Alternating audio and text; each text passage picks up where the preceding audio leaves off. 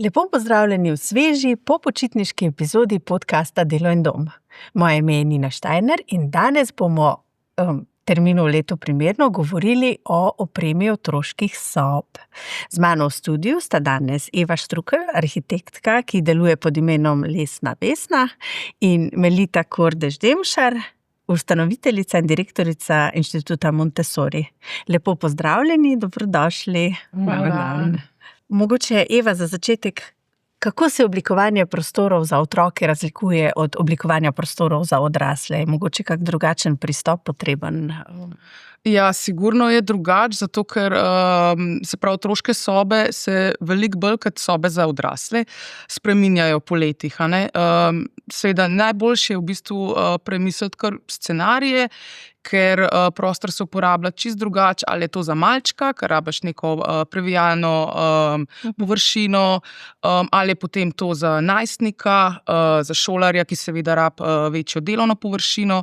Tako da v resnici je treba dobro razmisliti, kako se bo ta prostor razvijal in kako bomo umeščali te elemente, ki se bodo spreminjali noter, ker gotovo pa neki elementi, ki so ponavadi te neke višje hrambne površine, pa ostajajo na istem mestu. Tako da druga stvar seveda, kar je treba upoštevati, je, da ostaja čim več odprtega prostora, ker otroci veliko bolj kot recimo odrasli več časa preživijo v svojih sobah, pa seveda upoštevati druge višine, kot imajo otroci, ne vem, za odpiranje stikala in tako, da ni nekih ostrih robov.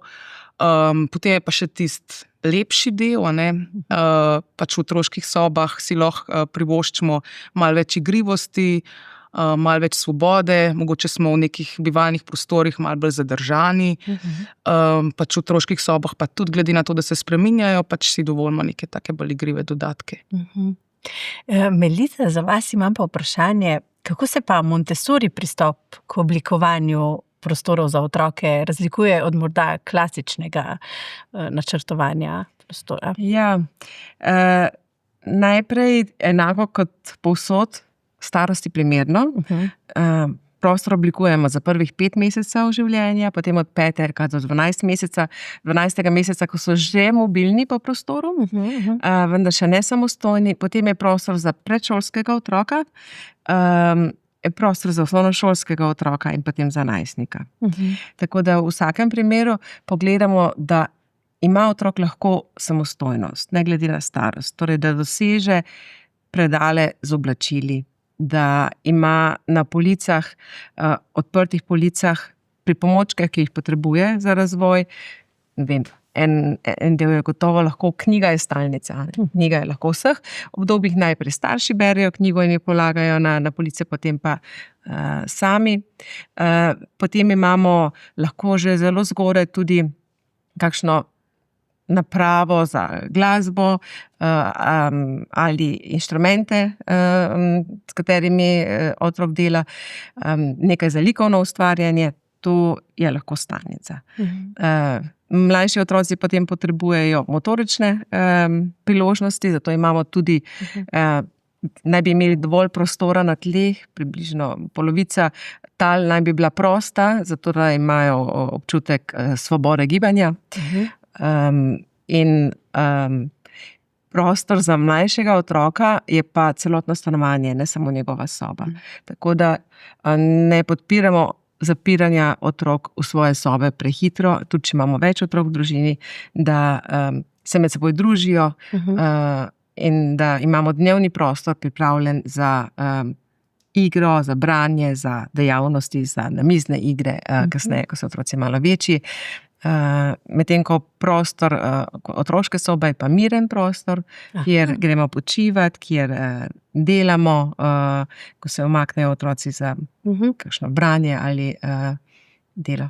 Zanimivo, ker veliko otroških sob, oziroma ko se srečujem z družinami pri svojem delu, želijo, da so igrače pospravljene v otroške sobe, nekako zaprte v tisti del stanovanja, da je ostalo izčiščeno in pospravljeno. Ja, veste kaj, otroci so zelo radi v tej starosti z odraslimi, svojimi starši. Nič jim ni drugega na svetu ljubše. Prišel bo čas, ko jim to več ne bo všeč. Ko so najstniki, potem se radi umaknejo, so malo v svojem svetu, premišljujejo. Že tradicionalno, to je čas, ko so malo ustvarjali, kakšno glasbo pisali, razmišljali, pisali dnevnike in podobno. Danes seveda je to čas za družabna omrežja tudi.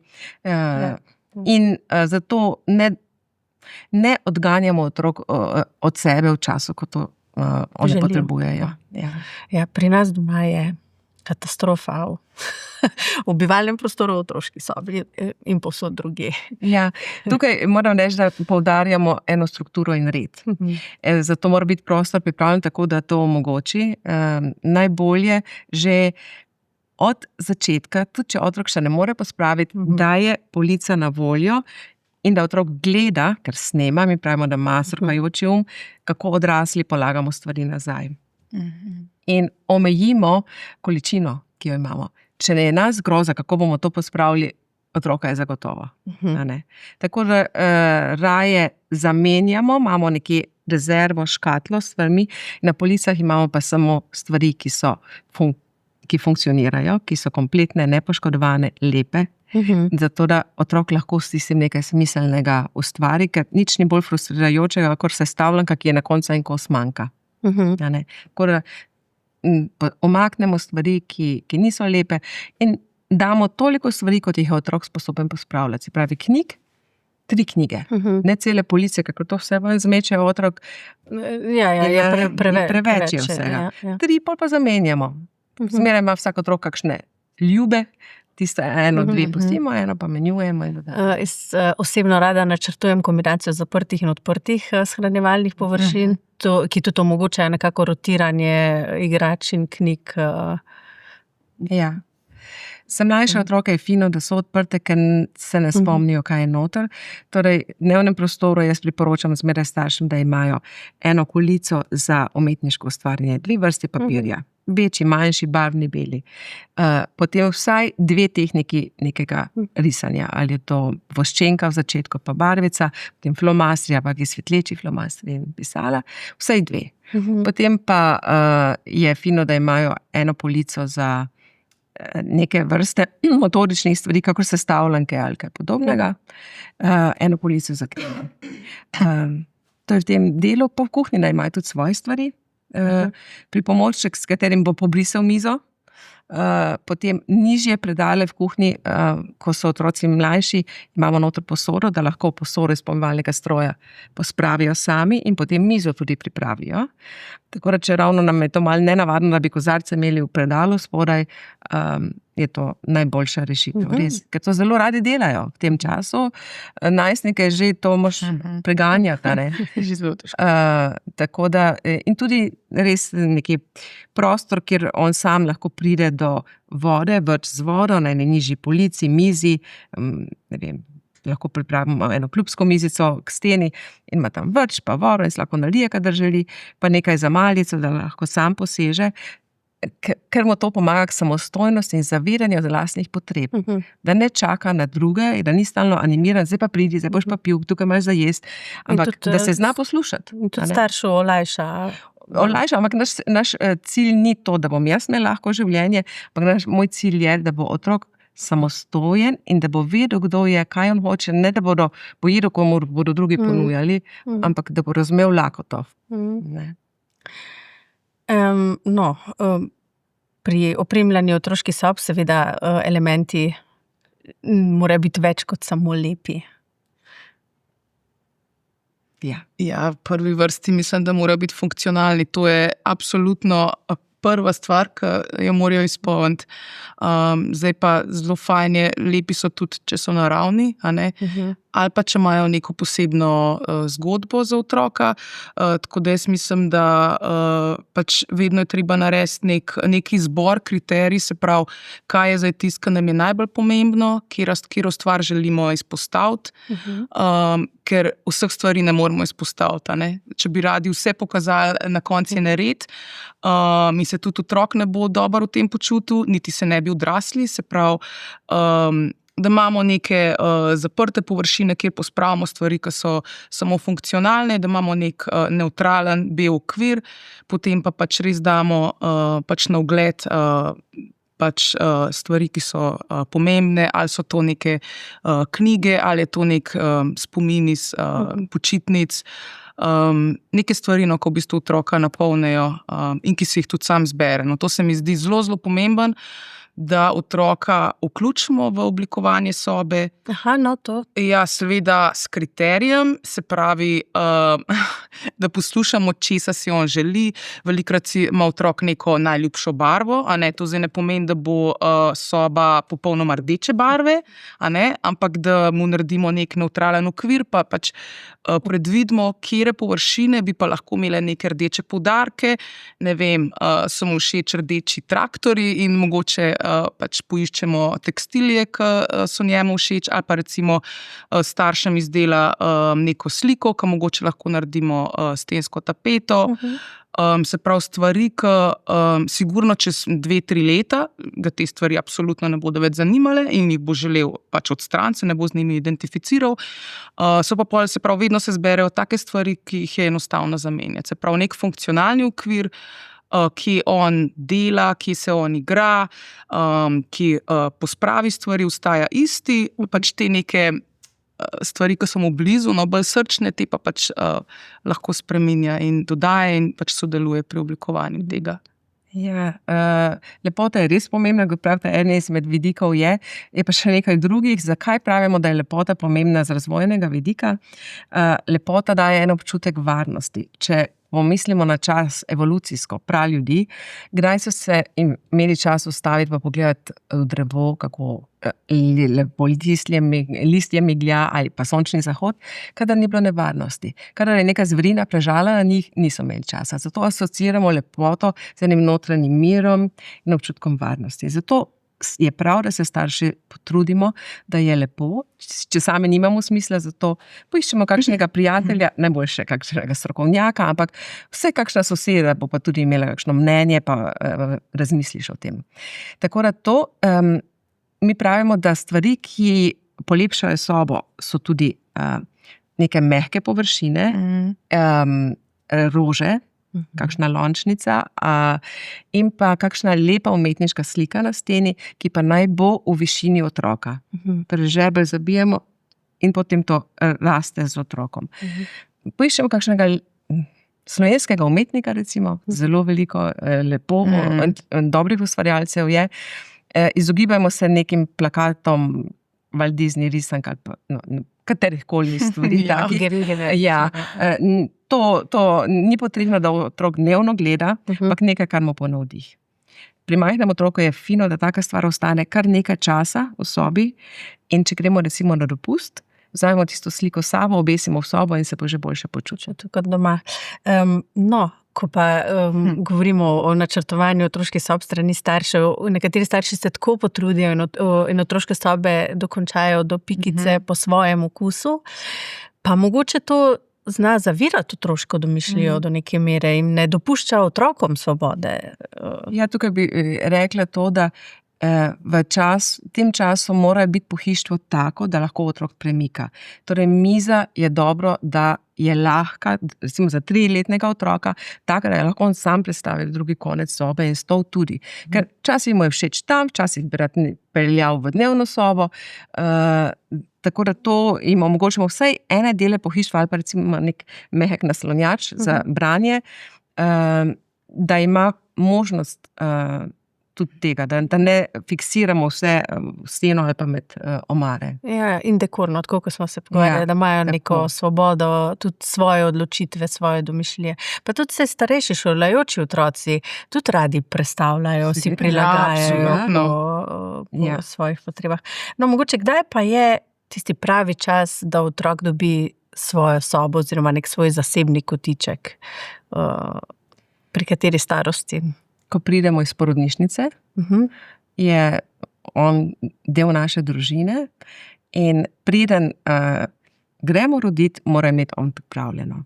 Moramo razumeti, kakšne bodo potrebe otroka, kje bomo prebijali en prostor za nego.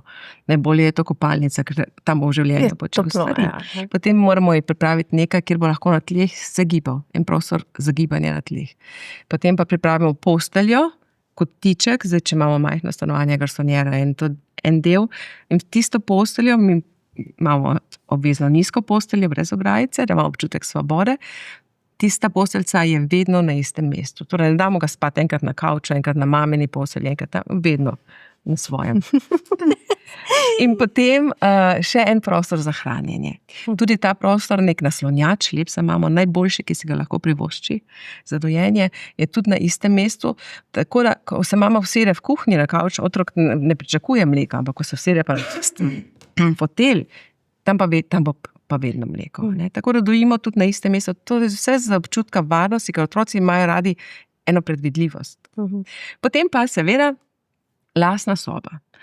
Nimajo vsi te možnosti, ampak če imamo možnost, ni razloga, zakaj ne bi otrok spal v lastni sobi že od začetka.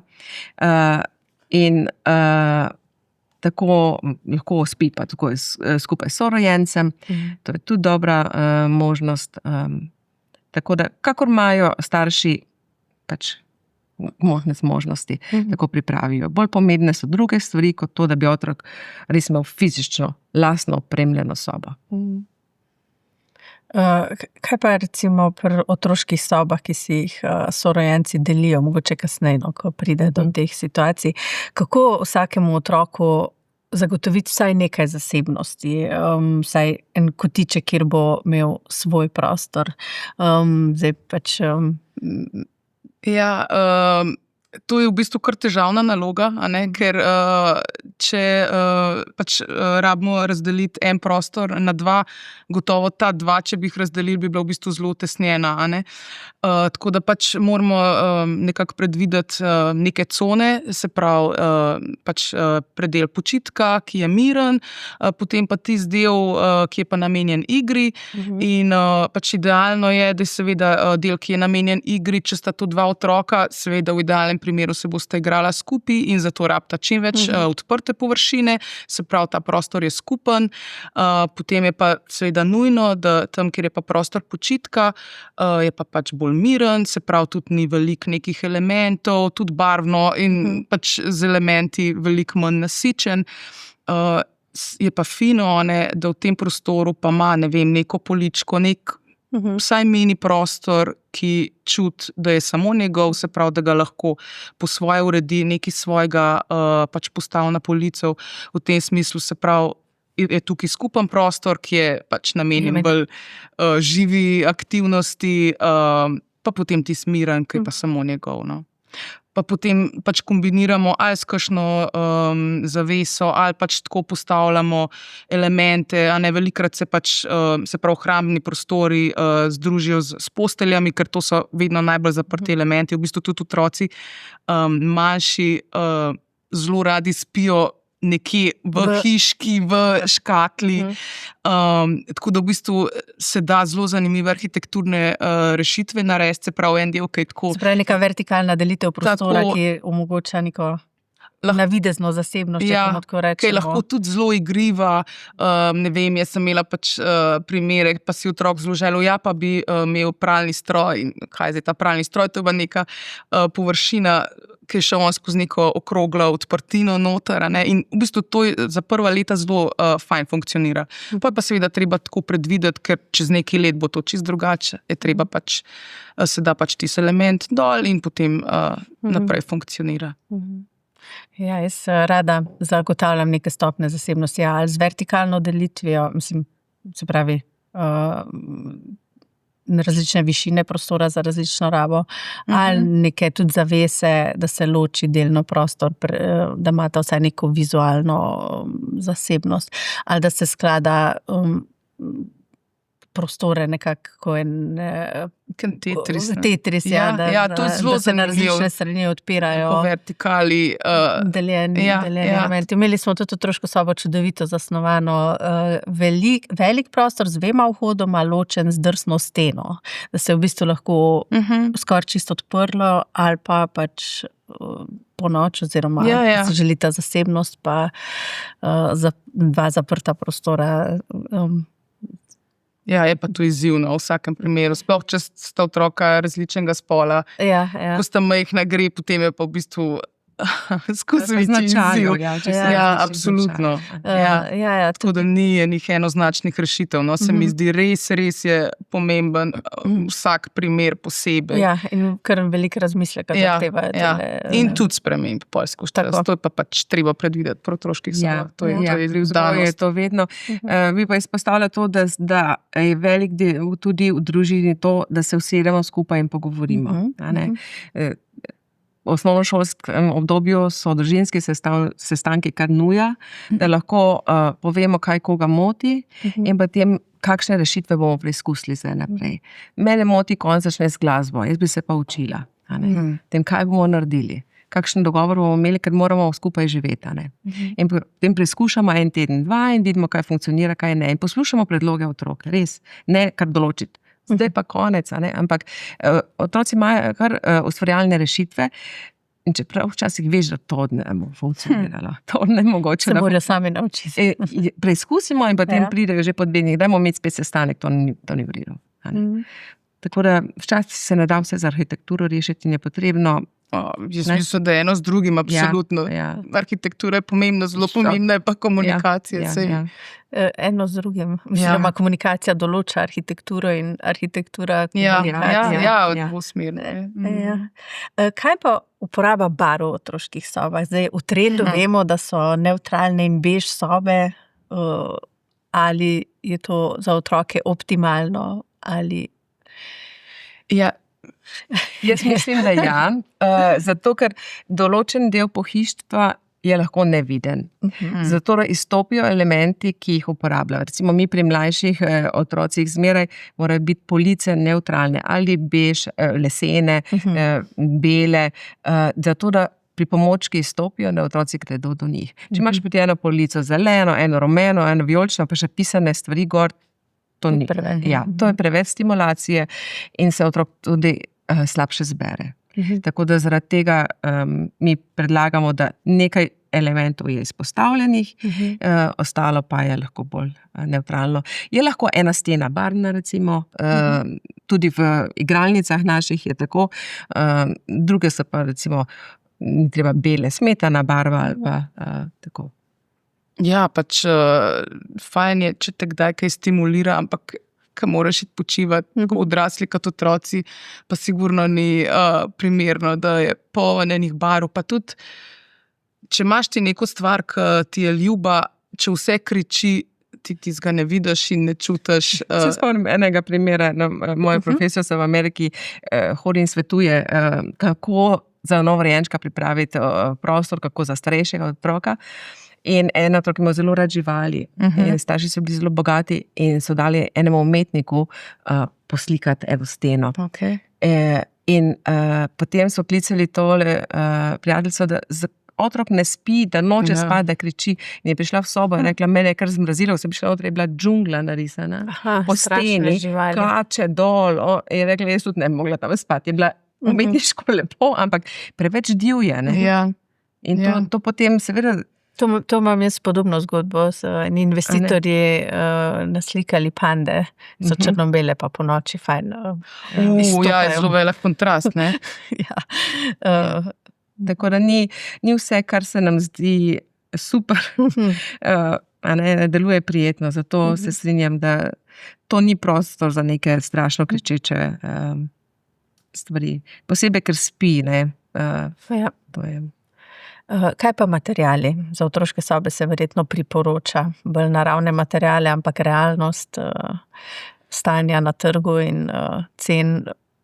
Jaz mislim, da vsaj določene stvari je pa le fino, če so le lahko naravne, a ne, otrok je še veliko bolj kot odrasel v stiku s tlemi, z materiali, pač vse prijema, ne vem, se leži na tleh, usta daje. Tako da jaz sem seveda zelo velik zagovornik lesenih talnih površin, vsaj to. Zelo fajn je, če tudi kakšna miza lahko lesena, seveda igrače, to boste vi več videli povedati o tem. Tudi trpežni so bolj ti materiali, lesena miza se lahko malo... Seveda, meni se zdi glih lepota tega, ne, tako kot pač, ne vem, so zelo popularne stare kmečke mize, ker imajo tako patino in ne vem, sledi uporabe, mogoče kakšen črv, enako je pač s tlemi ali pa z mizo od otroka, ki nekje bo neki počečkan, nekje bo neki podrgnjen, ampak to so taki materiali, mislim, les ti lahko vedno prenavljaš, in ni težav, če pa neka lakirana umetna površina, ki je poškodovan ta zgoren sloj, to je zelo težko popravljati in deluje kot napaka. Tako da absolutno naravni materiali, tekstil seveda, to je v bistvu najmanjši problem, da je naraven tekstil v sobi, gotovo pa zelo težko čisto vse, ampak ti glavni elementi. Če se le da je masiven les, je veliko boljše, miza tudi, če imamo kasneje šolskem obdobju računalnike gor in podobno, tako da se res priporočamo, da je les tudi lažje se robovi zaobljajo, da niso ostri. Tako da to tla je pa odvisno, kako pripravimo. Lesena seveda. Če imamo pa kakšen prostor, ki je več v uporabi, se pa tudi drugi materiali, ki so trpežni, recimo guma ali pa kaj takega je tudi zelo primerno. Toplo na vtipa, je fajn. Tako pa tudi, ker mislim, da otroci zelo veliko radi delajo z vodo, radi pomivajo sami po tleh, ne vem, mogoče se polulajo, ko delajo in je lažje negovati v prvem obdobju. Tako da tudi to je za nas dobra rešitev. Zdaj ste izpostavili eno stvar, ko se mi zdi zelo pomembno, da poudarim, ostri robovi. Temu se probamo izogibati, kolikor se le da, da so linije zaobljene, nežne, robovi posneti. Pa tudi elementi, ki v bistvu ne stopajo zelo veliko, se pravi, so bolj kubusi, kot pa, ne vem, neka ostra. Tako, ker ti nek kubus vidiš, če pa neka stvar, ki samo izstopa iz osnovne površine, se boš pa zelo veliko butal, ne vem, se že vidimo pri kakšnih zakonskih postah, ki imajo okvirje okrog, da se ljudje to butajo, da se je lepo na sliki, ampak. Imam še vprašanje glede postelje. Se priporoča, da je to zgolj prostor počitka ali je lahko tudi prostor igre? Samo počitka. Pri mlajših otrocih samo počitka, zato ker želimo, da se naučijo samostojno zaspati. In če zdaj fino, da se oče igrati otrokom, ampak ravno na postelji, da ga meče v zrak, pa žgečka, pa tako, pa ni primerno, ker potem otrok to tam pričakuje. Postelji pa je tako, da ko pride otrok v posteljo, smo pa malo umirjeno dolgočasni. In to je prostor za spanje. Zraven lahko ima na tleh, karkoli se lahko, ampak postelja je pa fino, da otrok od majhnega asociira. Tukaj pa relaksacija. Tako.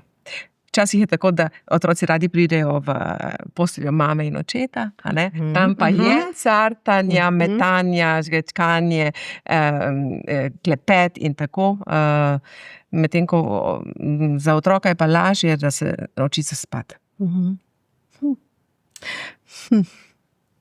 Ne bom zdaj povedala, kaj vse je. Trampolin.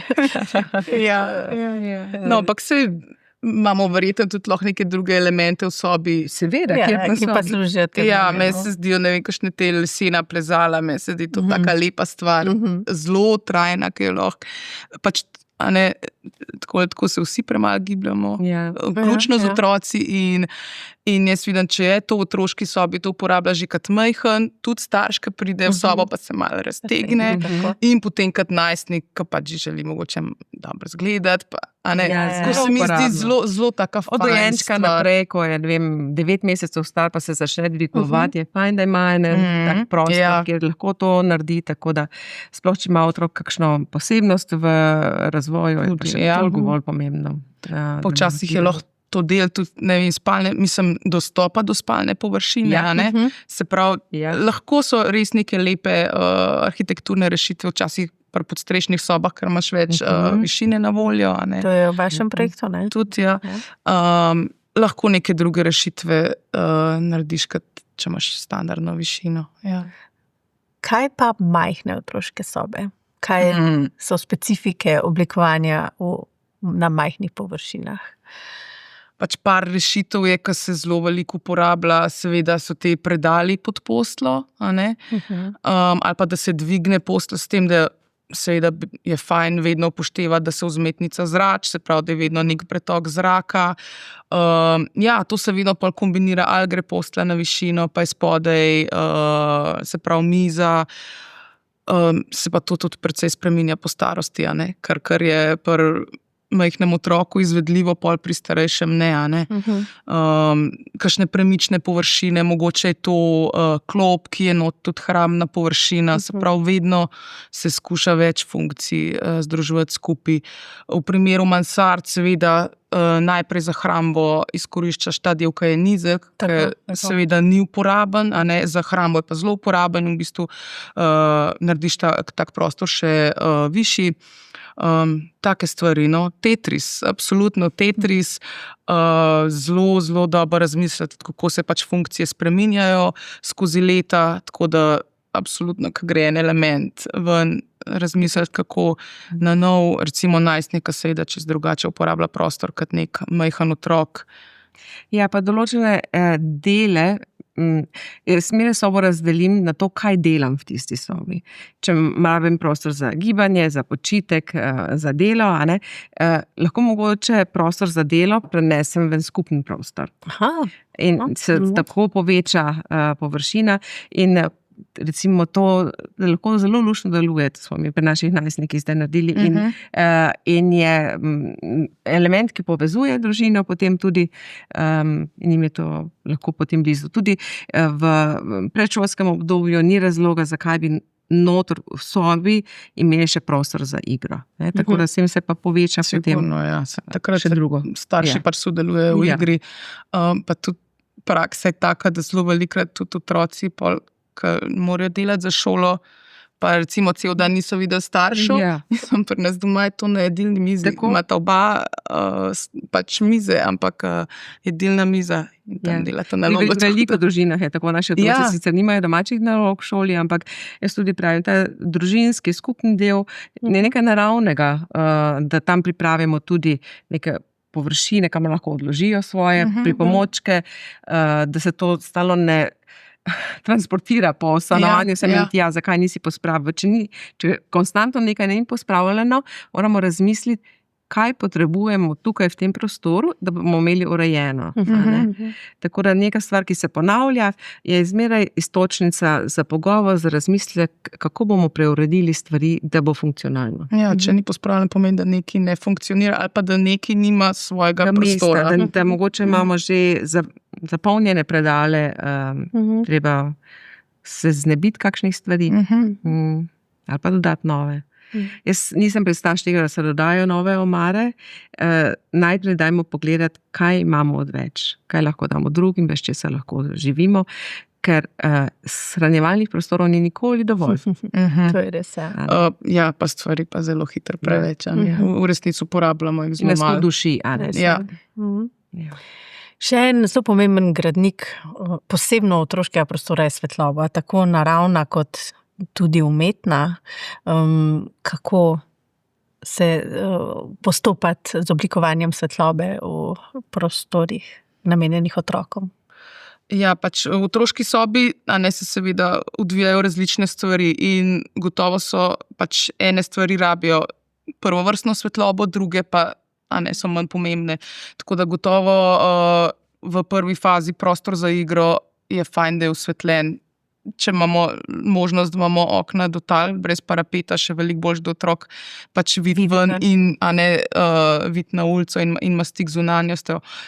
Potem pa seveda pisalne mize, to je pa absolutno nujno, da imajo pač najboljšo svetlobo, se pravi vedno. Ta najboljši del rezerviramo za igro, pa za pisalne mize, manj kvaliteten svetloba naj pada z leve strani za desničarje. Z desne pa za levičarje, ali pa če vsaj frontalno. Ne, absolutno pa ne od zadaj, ker si delajo senco. Seveda pa pol svetlobno manj kvalitetne dele prostora pa pač namenimo hrambi pa posteli, ker jo pač toliko manj potrebuje. Nikoli ne bo vse idealno osvetljeno, se pravi, vedno gremo po hierarhiji.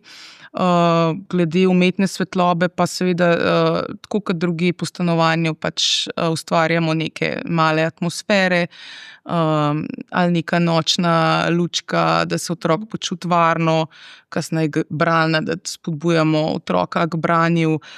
Seveda pisalna miza mora biti zelo kvalitetno osvetljena, pa neka splošna svetloba, ki pa tudi ni fajn, da je preveč močna v tem večernem delu, da pač otrok lažje zaspi. Ja, jaz bi dodala samo to, da je dobro, da v stanovanju, če že v otroški sobi ni mogoče, ali pa tudi v otroški sobi, če ni okna do tal, da imamo kakšno stopničko ali nekaj, da otrok vsaj malo ven vidi, ker nekatera stanovanja nimajo niti enega balkonskega okna. In otrok potrebuje stik z zunanjim svetom, tako da mu omogočimo to na varen način, ker potem včasih otroci plezajo na kavče, različne stvari, da lahko gledajo ven, tako pa lahko imamo kakšne stopničke, pa izkoristimo ta element še za kaj drugega. Potem pa glede svetlobe, sem pa mislila še nekaj.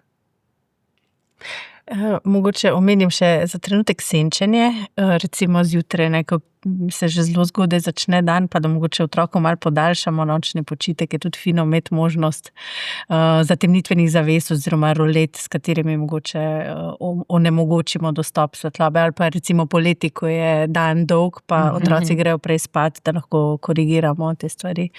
Še mogoče senčenje pri svetlobi se mi zdi zelo pomemben del, posebno v otroški sobi. Prej sem želela povedati to, da je fino, da imajo otroci tudi možnost, da sami vključijo in izključijo stikalo.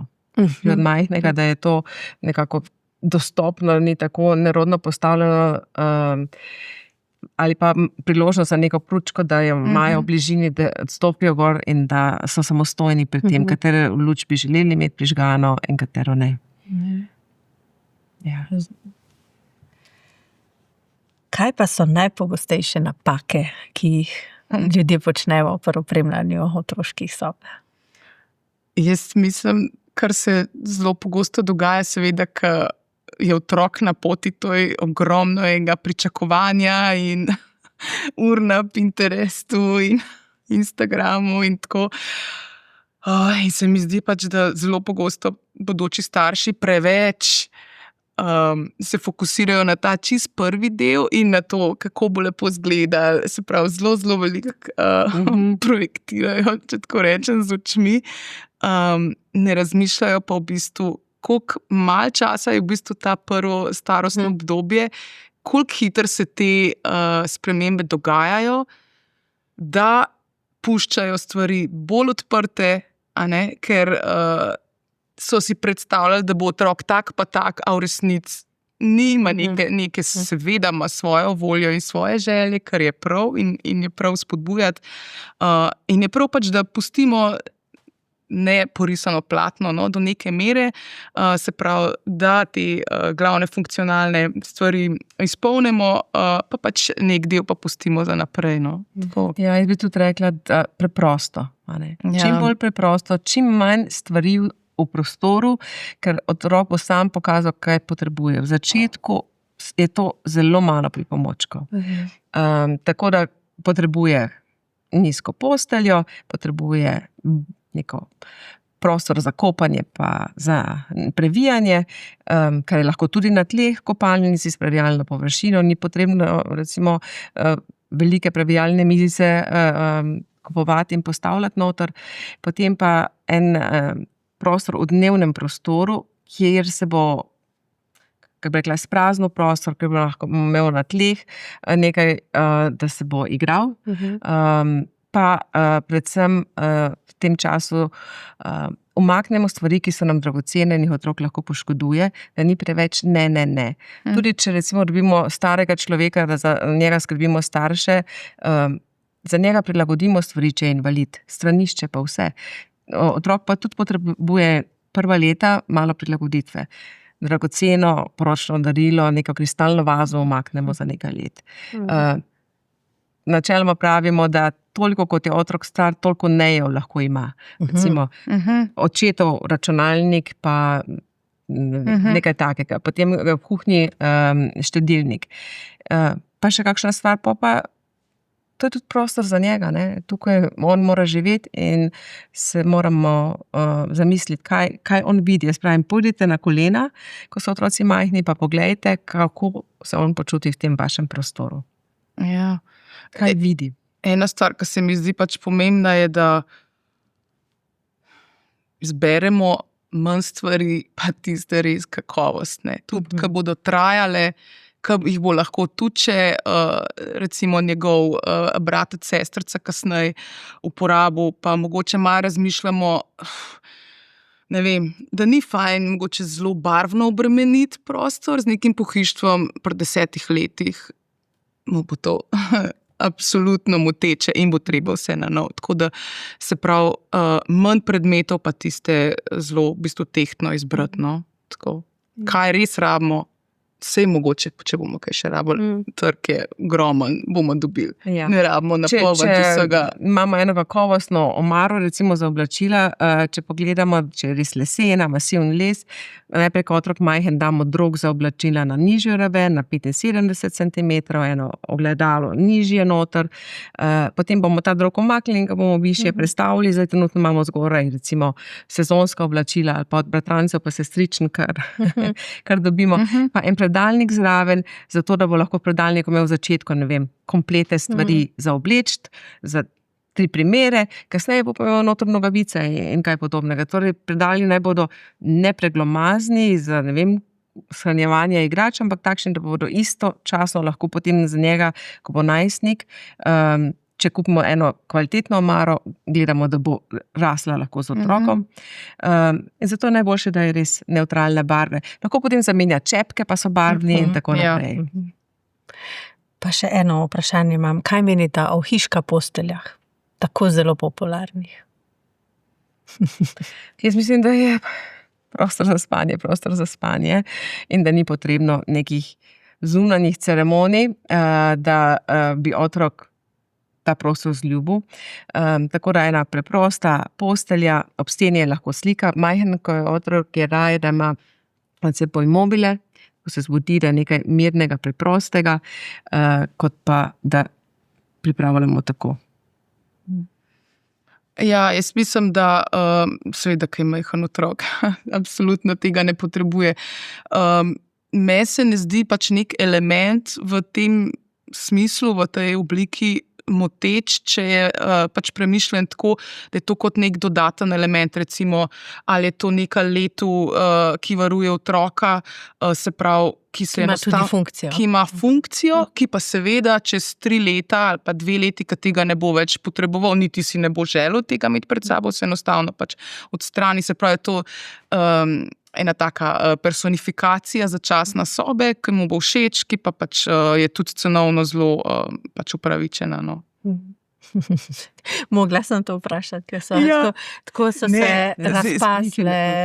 Jaz tudi ne, jaz tako, kjer hiška postelja? Bomo pogledali. Te z okvirjem formo hiške. Okay. Aha, se pravi čisto samostoječa. Samostoječa postelja, ko ima letve hiške naokrog. To je zdaj v vseh otroških sobah. Pa to bo šlo mimo, to pa ste 2 leti. Modnemu. Mislim, modna muha. Tako. Vse, če lahko pleza poletva gor. Ali če Eni se jih izogibajo ravno zaradi tega, da jim otroci ne bi plezali gor. Sem že imela take investitorje, ki so specifično bili proti tem hiškam. Veliko ljudi pa jih umešča v otroške sobe, ker so pač popularne na... Ja, no, to slikaš in daš na Instagram in je. Ja. In vsi reče, koliko lepo. Tako da.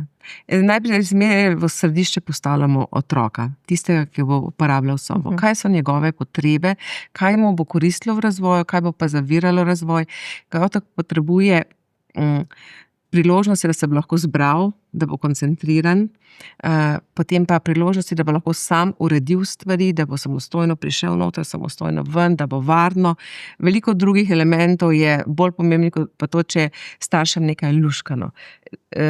Če kupuješ ali igrače ali za sobo, za otroke, to, da je lušno, ni prvi kriterij, da je tebi luškano, ali ne? Ampak moram pogledati, kaj bo otroku to pomenilo. A res to želim za otroka in kakšne potencijale bo s tem razvijal? Ali ga bo pa mogoče, bo je malo čas, ker čas otroštva je čudovit, ima sposobnosti, ki kasneje več nima, a ne?